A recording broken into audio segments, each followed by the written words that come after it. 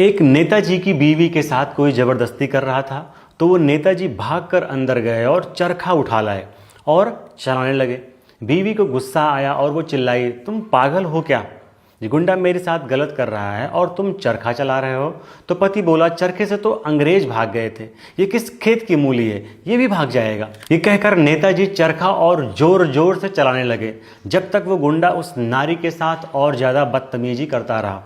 बीवी रोती हुई गुस्से में पति से बोली, छोड़ो ये चरखा और प्लीज मुझे बचाओ। ये सुनकर पति ने चरखा पटका और उठकर बलात्कारी के निकट गया और पूरी विनम्रता से बोला, मेरी पत्नी को छोड़ दीजिए। इतना सुनते ही उस गुंडे ने पति को खींच के एक झापड़ दिया। तो पति ने दूसरा गाल आगे कर दिया और फिर बोला, मेरी बीवी को छोड़ दीजिए। उस गुंडे ने दूसरे गाल पे भी एक कस के झापड़ मार दिया। पति बेहोश हो गया। इतने में एक चंद्रशेखर आजाद नाम का एक वीर वहां से गुजरा। उसने जब चीख पुकार सुनी तो वो अंदर गया और उस महिला को बचाने के लिए गुंडे से भिड़ गया और आखिर में उस गुंडे को मार के भगा दिया।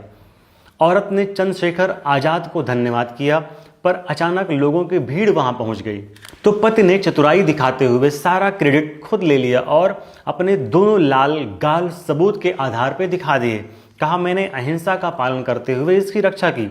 पत्नी तो शर्म के मारे कुछ न बोल पाई। भीड़ ने भी उसके पति को महान इंसान मान लिया और चंद्रशेखर आजाद को पकड़ के गुंडागर्दी करने के आरोप में पुलिस को सौंप दिया। पति तो जनता में मसीहा बन गया, जिसने बिना खून खराबे के समस्या सुलझा दी और चंद्रशेखर आजाद सच्चे होते हुए भी बदनाम हो गए।